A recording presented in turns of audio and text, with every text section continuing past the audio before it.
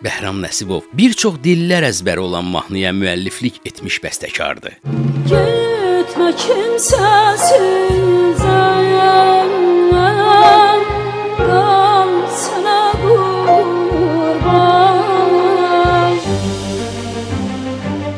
Qal Sənə Qurban mahnısını yəqin ki bir çoxunuz eşitmisiniz. Mahnının bəstəkarı Bəhram Nəsibovu bəs necə?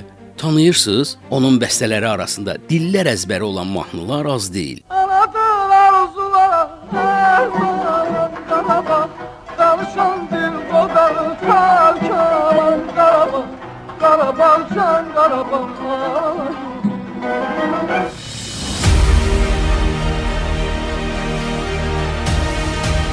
Qarabağ mahnısının adını bu mənada xüsusilə çəkmək olar. Səni qəmli görəndə, ay gecikən məhəbbətim kimi nəğmələr də məhz Bəhram Nəsibovun yaradıcılığının məhsuludur. Bəhram bəyin ərsəyə gətirdiyi mahnıları hamı əzbər bildiyi üçün onlara hətta xalq mahnısı kimi qələmə verənlər də olurdu. Həmçinin daha bir məqamı qeyd etməliyik. Bəhram bəy bu qədər istedadlı olmasına rəğmən musiqi sahəsində diplomu yox idi. Bu səbəbdən ötən əsrin 70-ci illərinin ortalarınadək Bəhram Nəsibovun mahnılarını qeydiyyatdan keçirmək mümkün değildi. Lakin 1975-ci ildə ilk dəfə onun 5 mahnısı rəsmi olaraq təsdiqləndi. Bəstəkar ümumilikdə 300-dən çox mahnıya müəlliflik edib. Bəhram Nəsibov bir çox mahnıların sözlərini də özü qələmə alıb. O Sabirin üslubunda şeir, hekayələr yazıb. Satirik janra üstünlük verən Bəhram bəy 1982-ci ildə Kirpi jurnalının mükafatına layiq görülüb. 1993-cü ildə Füzulinin işğalından bir neçə gün sonra əslən Füzuli rayonundan olan Bəhram Nəsibovun beyninə qan sızır.